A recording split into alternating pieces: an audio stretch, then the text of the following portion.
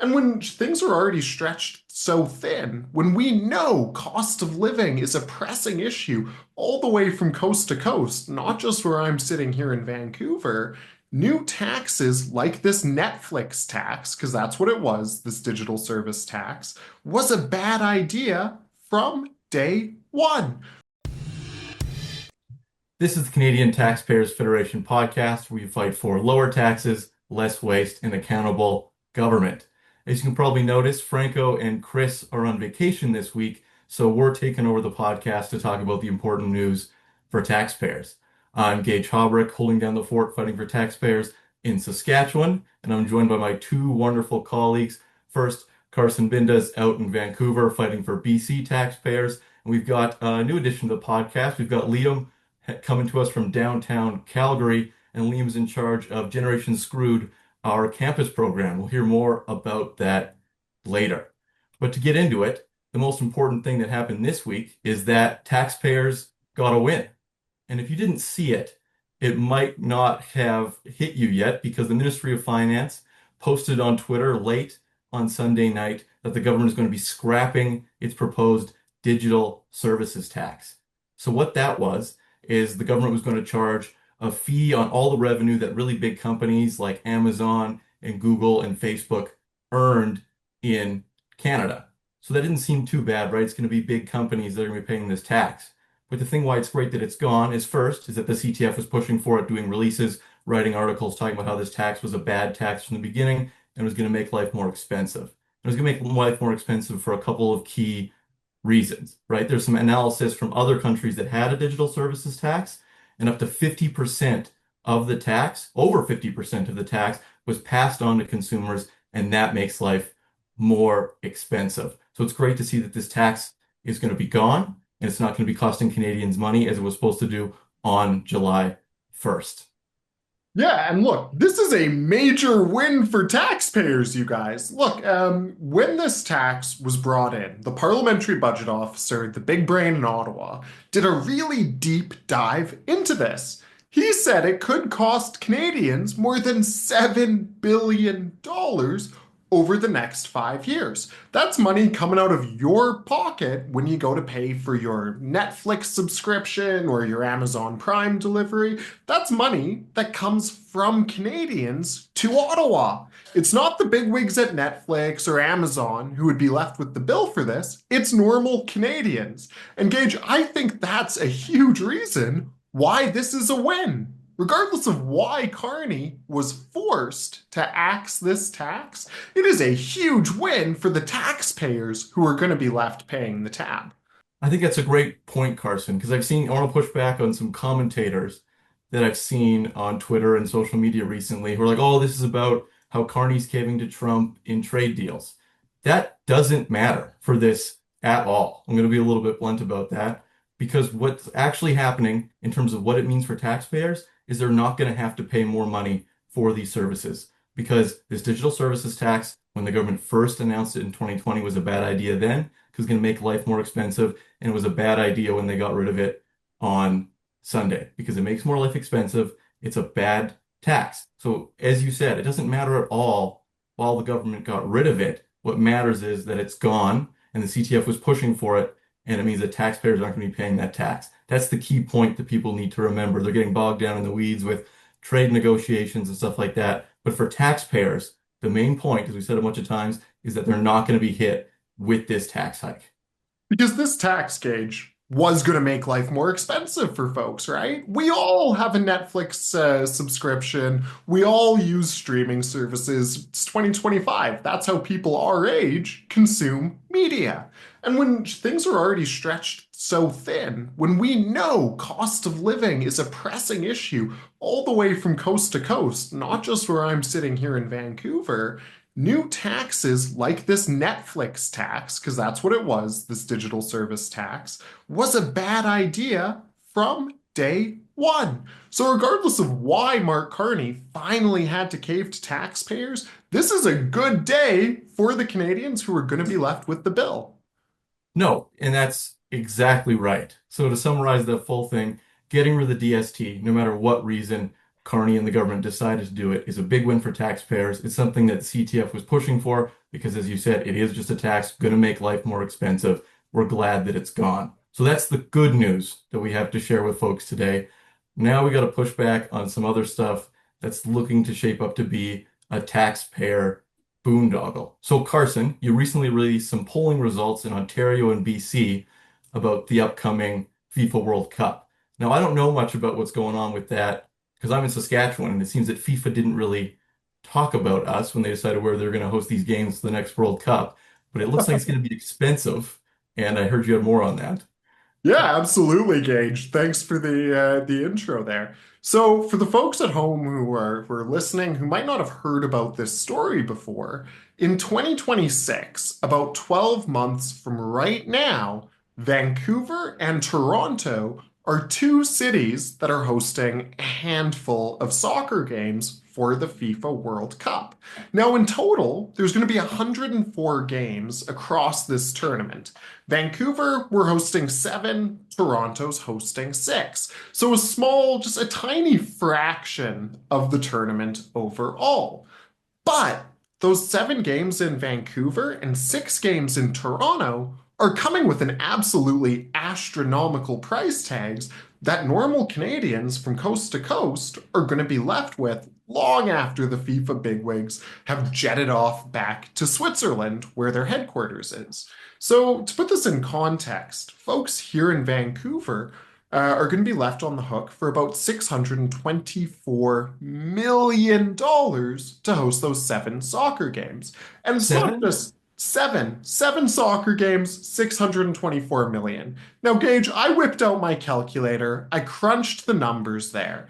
That means we're going to be paying about $1 million per minute to watch these soccer games. But it's not just taxpayers in the city of Vancouver who are paying for this. The province of BC is kicking in hundreds of millions of dollars. The federal government is kicking in about $100 million. So that means you're paying for this, Gage, sitting in Saskatoon. Liam, you're paying for this, sitting there in Calgary. I know our friends in Alberta are used to paying for frivolous spending across the country, so this is no different. But yeah, taxpayers in Vancouver are being absolutely hammered. So we worked with our good friends at Leger, one of the country's most well-respected premier pollsters, and asked a very simple question. Do you think the price tag is worth it? Now, 50%, half of British Columbians said absolutely not. This is not worth it. That's compared to only about 40% that said it was. Now, for the folks at home listening, 10% difference might not sound like much, but in the world of public opinion research, in the world of opinion polling, a 10-point spread, man, that is monumental. Public momentum is against Vancouver hosting these seven soccer games. But it doesn't end there. We also asked the same question to folks in Ontario. Are these six soccer games in Toronto worth So the one less. cost? One One less. less in Toronto than here in Vancouver. And overwhelmingly, we got the same result. 50% said nope, not worth it, compared to 39% that said it is. So less people in Ontario think it's worth it than over here on the West Coast in BC. So overwhelmingly, British Columbians don't want to be left on the hook to pay for these soccer games. Folks in Ontario don't want to be left on the hook to pay for these soccer games. They cost hundreds of millions of dollars. We know from a whole lot of peer-reviewed academic research, big brains at universities crunching the numbers on these kinds of things, that hosting an entire FIFA World Cup doesn't provide a tangible long-term benefit when it comes to tourism, making money through hospitality, let alone hosting a tiny fraction of a World Cup. So public sentiment is against this in both BC and Ontario. There's no business case to host these World Cup games. It is time that Premier Ford in Ontario and Premier Eby here in BC pull the plug. Taxpayers shouldn't be paying for these soccer games. If FIFA wants to come to Vancouver, if it wants to come to Toronto, then they should be paying for this. They shouldn't be leaving tapped out taxpayers with bills in the hundreds of millions of dollars. It is absolutely ridiculous, Gage. Yeah, and Carson, I listen to you talk about that. In a word, it's nuts. But a couple things kind of come to mind. You mentioned that the federal government is going to be forking over a bunch of cash for these games. I wonder what the polling results would be in Alberta and Saskatchewan if you ask them that question. I mean, first you have to explain to most Albertans and Saskatchewanians what the FIFA World Cup was, because it doesn't have a puck involved. So once we get past that hurdle, I think we would find out that they're not exactly excited that their income tax to the federal government is going to more things in Vancouver and Toronto. And I think that's a point that's pretty highlighted. But the second one is you're mentioning all the costs for 6 and 7 games. I know, we all know, everyone on this call, this podcast knows that the government is really, really good at wasting money. It's kind of why we exist. But this still seems crazy. What are they spending the money on in Vancouver and Ontario? It just doesn't make sense. $1 million a minute? What is everything plated with gold? Yeah, so in some cases, it seems like that's exactly the case, Gage. Now, we don't have full recent cost breakdowns from the provincial government here in BC, but about a year ago, they gave us a sneak peek. It was things like building a private connector between the stadium and a nearby casino. In case the beautiful game gets boring and it's time for a blackjack break. We've all been there. Yeah, yeah. At the time, they were planning on building a brand new VIP entrance to the stadium, so the FIFA bigwigs wouldn't even have to mingle with the dirty, unwashed taxpayers left with the bill. Now, the province says they've rolled back plans for this VIP entrance thanks to pushback from our taxpayer army, so small wins. But by and large, it is big one-time operational expenses that are picking up so much of this budget. It's things like security, it's things like fan festivals, training facilities, temporary training facilities for visiting teams. FIFA requires that their games be played on real grass, but here in Vancouver at BC Place, we've got an artificial turf field. So they are bringing in a temporary grass pitch at eye-watering cost for the taxpayers just to play these 7 soccer games. At the end of the day, they're going to rip that real grass out and go back to artificial turf. So it's not like when Vancouver hosted the Olympics and we got the Sea to Sky Highway redone, we got the entire stadium redone. There were some lasting legacy items from that. There's still a lot of questions with the expenditure at the Olympics, but at least there was some of that long-term infrastructure. With this World Cup, we're getting those massive costs, but we're not getting those long-term benefits. By all accounts, Gage, these FIFA costs are a huge waste of money for the taxpayers being left to pick up the tab. Yeah, that's, I mean, I guess those FIFA executives, they really need that walkway to the casino. I mean, I'm a fan of soccer. I know Carson is too, but most Canadians don't seem to be. So maybe they're anticipating that and they're thinking that people need to go take a break halfway through. But again, that shouldn't be paid for by taxpayers. So this one's shaping up to be a boondoggle. I'm sure you'll have more as we get closer to those games about how taxpayers can fight back and what they can do.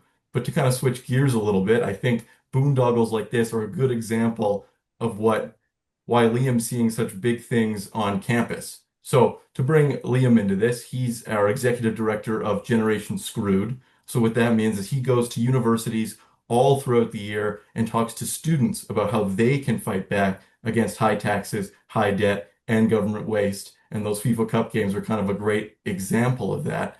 So, Liam, to talk about it, we were talking about it earlier. You were saying you've never seen students more engaged than they are now. Can you talk about that a little bit and why you think it's so important to get young people involved and why they're so mad at the government right now? Absolutely, Gage. For most of you that don't know me, I run the Generation Screwed program. I'm Liam, and I'm making sure that your kids and grandkids know a whole lot about government debt, taxes, and the deficits that they run year after year. And I gotta say, right now, business is doing pretty well on the Generation Screwed front. We just did a big tour with around 30 university campuses earlier in the year. And students came up to us, they talked, they asked, what is this program? And after we give their spiel, they seem to agree with us quite a bit. A lot of the topics that they're talking to us, housing costs, lots of students, they know this, they feel this when they get out of university and they need to find a place to live. Rent prices, price to own are all going drastically up, much, much larger than a lot of them can seemingly afford. And we get into it quite a bit on just the cost of the debt, the cost to taxpayers on the debt that, we didn't vote for it. We didn't really want it to go up, but the government seemingly chose for us to be saddled with this anyways. Just on the 2024-2025 fiscal year, $54 billion just on debt interest charges. That's around $1 billion a week, folks. And the PBO, the Parliamentary Budget Office, projects that the government deficit is going to be $46 billion. I know a lot of students on campus. I've talked to quite a bit of them. They can't even imagine $46 billion, let alone it just going in debt. And so, Yeah, I think those two things are super important when you talk about them, right? So $1 billion a week on debt interest charges. I think that's super important to highlight to students, right? Because they're getting their student loans out to go to university and get their degrees. But at least they're getting something for it. I don't think the average student sees exactly what the federal government is doing that's worth this $1 billion a week in interest. And that kind of comes to me and Carson, we're not that far out of university. I mean, we may look a little bit older than we are. Who knows? We'll see what people say. But it seems like when I was on the university campus, no one cared about lower taxes, less waste, and accountable government. It was I was tabling for Generation Screwed back when I was a coordinator, and we'd be stuck by the NDP table here in Saskatchewan, and people would be going there talking about how the government needs to do way more and charge way more in taxes. But it seems like that's kind of changed in the last bit as all of these costly government policies has made life more expensive. What do you see in that front? I'll say this to you, Gage. When I was on university campus, actually right here in Calgary at the University of Calgary, I was talking to a student that came up to us and he said something that has stuck with me ever since he said it. He says, it feels like we're punished. Feels like we're being punished for choosing Canada, choosing to live and work and grow a life in Canada. And so after that, I did a little bit of digging into it. And according to the last census, which was in 2022, 126,340 young Canadians, well, Canadians in general, but a large percentage of them being young Canadians, left Canada for the United States. And we see this quite a bit with their top reasons being a decline in quality of life, tax pressures, and the cost of living crisis. We're living in a country that is actively driving our future business owners, our future entrepreneurs, our future high potential earning young Canadians, and driving them to places that have a lot less friction in the economy, where it's easier to start up a business, where there's less government oversight in how you can operate, in what you can and can't do, and we see this particularly with, Canadians spend 45.3% of household income on just taxes. These taxes, you could have a list as long as your arm of income taxes, health taxes, sales taxes, property taxes, tax. And that's not going to, fuel up the family minivan or pay for your house. That's going just to the government. And as we see, many Canadians just don't see it as valuable enough. And so a lot of our young people, we see it on campus when we're talking to a bunch of students. They have plans that once they graduate, they're packing up their bags and they're going to try to head down south to a place the economy is a little better, a little more freedom for them in how they choose to spend their money, and a lot more opportunity to grow a life. And I think that's the big overarching point overall, is that it should be setting off alarm bells for the government in Ottawa and governments across the country that when people feel like they're being punished for staying in Canada, especially young people, something's going wrong, right? When we're talking about especially trade negotiations, stuff like that with the Americans, what the Canadian government should again be focused on, as we talked about a lot, is making it easier to live and do businesses in Canada. That means lowering taxes to make sure that people can keep more of what they earn, incentivize them, get them ready to want to go work and make money and raise a family, and getting rid of all those regulations, internal trade barriers, all that kind of stuff that makes it so much harder to grow a business and basically punishes you again for choosing to use your talents in Canada. And I think that's the overarching point that's really good. And it's why the work that you do, Liam, at Generation Screwed along with us is so important. And I think I'll kind of roll that into my Taxpayer Pro Tip to finish it off here. So I think, folks, that if you're listening to this podcast and you're not in a university, but you have kids, grandkids, people in your life that are students, make them check out Generation Screwed. It's a great time. You get to talk about lower taxes and less waste and accountable government with people that agree with you, as well as you get to do a lot of interesting stuff on the side and helps prepare you for a career in the future. So if you've got a young person in your life who's looking for more stuff to do, check out Generation Screwed. It's a great time. And I'll pass it off to Carson. What's your Taxpayer Pro Tip for everyone out there today?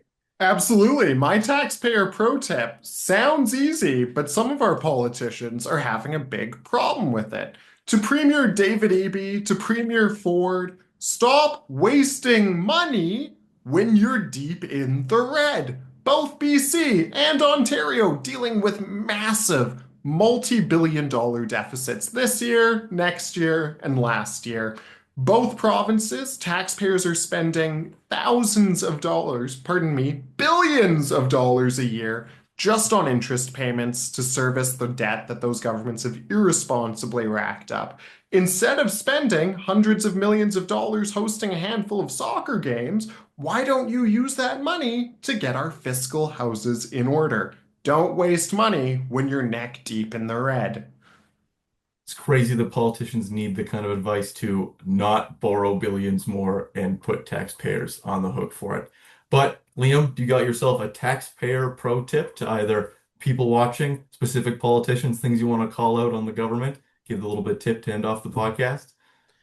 With this, I'll just leave off with a quote from the Lorax.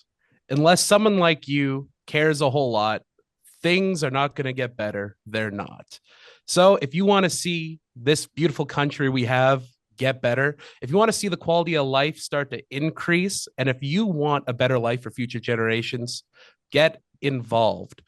If you're watching this and you're a university student, come join us at Generation Screwed. We'll be happy to have you, and we'll be happy to teach you how to fight back before it's too late. And if you want to get involved in any other way, head on over to taxpayer.com, sign some petitions, check out the articles, get yourself knowledgeable up so you can give your friends the facts the next time you go out for beers, or sign those petitions to join the Taxpayer Army, and we'll let you know when there's the next time that you can take action. Liam, Carson, thanks for joining me today. Take care, gentlemen. Have a great day.